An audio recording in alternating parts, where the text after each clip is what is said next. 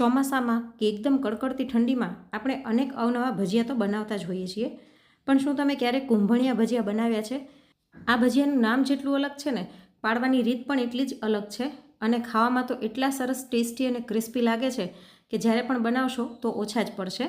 પણ આજની રેસીપી શરૂ કરીએ તે પહેલાં જો તમે ચેનલ પર પહેલી વખત આવતા હોય તો ચેનલને સબસ્ક્રાઈબ જરૂરથી કરી નાખજો અને જો આજનો વિડીયો પસંદ આવે તો વિડીયોને એક લાઇક કરી વધુમાં વધુ શેર પણ કરજો.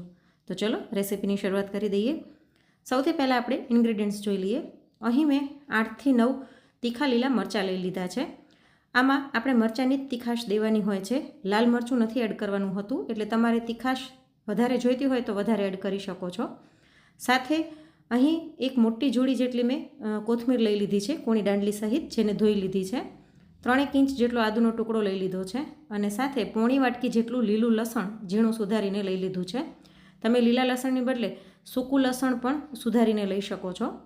હવે આપણે આ મરચાંને મિક્સર જારમાં અધકચરા ક્રશ કરી લઈશું. જનરલી જે કુંભણિયા ભજીયા હોય છે તેમાં મરચાંની ઝીણી ઝીણી કટકી અથવા તો રીંગ કરીને નાખતા હોય છે, પણ હું અધકચરા ક્રશ કરીને નાખું છું જેથી બાળકોને ખાવાની મજા આવે. આ ભજીયામાં લસણ, આદુ અને મરચાં ભરપૂર પ્રમાણમાં હોય છે, જેના કારણે ટેસ્ટમાં એકદમ સરસ લાગે છે અને આનું નામ કુંભણ ગામ પરથી પડ્યું છે. તે ગામના આ ભજીયા છે અને ત્યાં ખૂબ જ પ્રખ્યાત છે. તમારામાંથી કોણે કોણે આ કુંભણિયા ભજીયા ખાધા છે અને કોના આ ભજીયા એકદમ ફેવરિટ છે તે મને કોમેન્ટ કરીને જરૂરથી જણાવજો. તો અહીં મેં બધા જ મરચાંને એવી રીતે ટુકડામાં સુધારી લીધા છે. સાથે જ આદુના પણ આપણે આની અંદર ટુકડા કરી લઈએ. આદુનું પ્રમાણ હજી થોડુંક વધારે તમે રાખી શકો છો, પણ મારી પાસે અત્યારે હાજરમાં આટલું જ હતું એટલે મેં આટલું લીધું છે, પણ તમે ઈચ્છો તો અડધી વાટકી જેટલું આદુ પણ લઈ શકો છો. તો આને આપણે અધકચરા ક્રશ કરી લઈએ અને કોથમીરને હું ઝીણી સુધારી લઉં. તો જો મેં અહીં કોથમીરને એકદમ ઝીણી સુધારી લઈ લીધી છે અને વાટકીના માપથી જોઈએ તો લગભગ 2 વાટકી જેટલી કોથમીર છે. તેની સાથે અહીં આદુ મરચાં જે ક્રશ કરેલા છે અધકચરા, તે પોણી વાટકી જેટલા છે અને સાથે જ પોણી વાટકી આપણે લીલું લસણ પણ લઈ લીધું છે. તો હવે આ બધી જ વસ્તુઓને આપણે એક બાઉલની અંદર મિક્સ કરી લઈએ. આમાં કોથમીર ભરપૂર પ્રમાણમાં હોય છે, જેના કારણે સ્વાદ આનો ખૂબ જ સરસ આવે છે. સાથે આદુ મરચાં અને લસણ પણ એડ કરી દઈએ. તમે અહીં સૂકું લસણ લેતા હોય ને તો એને પણ ઝીણું ઝીણું ક્રશ કરીને લેવાનું, ખાંડીને નહીં લેવાનું, કેમ કે લસણની જે કટકી આવે ને એનાથી ખાવામાં ખૂબ જ સરસ લાગતું હોય છે. સાથે આની અંદર સ્વાદ પ્રમાણે મીઠું અને અડધું લીંબુનું ફાડું નીચોવી દઈશું. અહીં લીંબુના કારણે ખટાશ નહીં આવે પણ સરસ ટેસ્ટ આવશે, પણ છતાં તમને લીંબુ જો ન ગમતું હોય તો તમે સ્કીપ કરી શકો છો. હવે આ બધાને આપણે એક વખત મિક્સ કરી લઈશું. તો આની અંદર લીંબુ અને મીઠું નાખવાના કારણે થોડુંક આનું પાણી છૂટવું પડશે, એટલે આપણે આને 5થી 7 મિનિટ માટે રહેવા દઈશું અને પછી આની અંદર આપણે લોટ મિક્સ કરીશું. તેની સાથે આજે ઘરમાં બની રહ્યા છે મગની દાળના ક્રિસ્પી વડા. આની રેસીપી ઓલરેડી મેં તમારી સાથે શેર કરેલી છે, જેની લિંક હું તમને નીચે ડિસ્ક્રિપ્શન બોક્સમાં આપી દઈશ.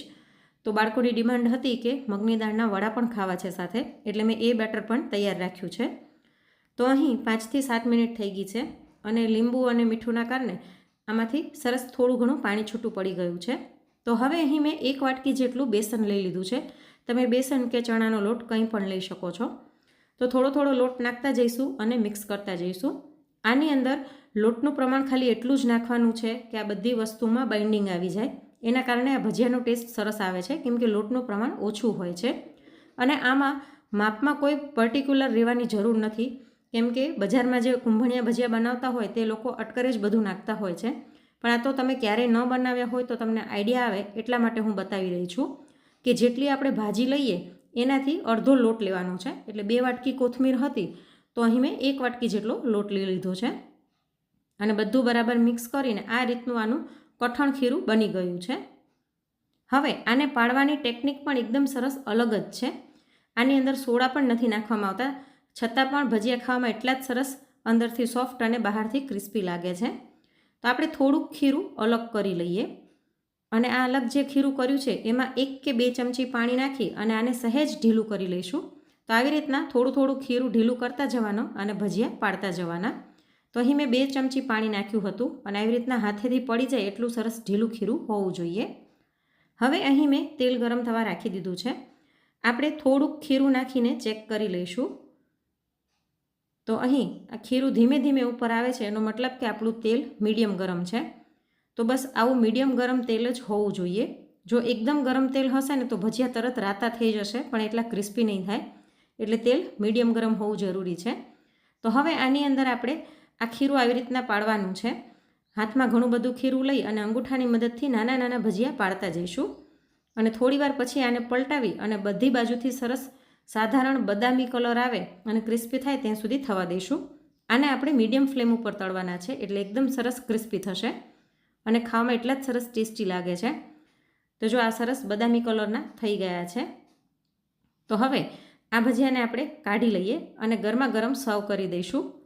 તો જોઈને જ મોઢામાં પાણી આવી જાય અને ખાતી વખતે 100% ઓછા પડે તેવા સરસ મજાના ક્રિસ્પી કુંભણિયા ભજીયા બનીને તૈયાર થઈ ગયા છે, જેને મેં અહીં ડુંગળી, તળેલા મરચાં અને મીઠી ચટણી સાથે સર્વ કર્યા છે.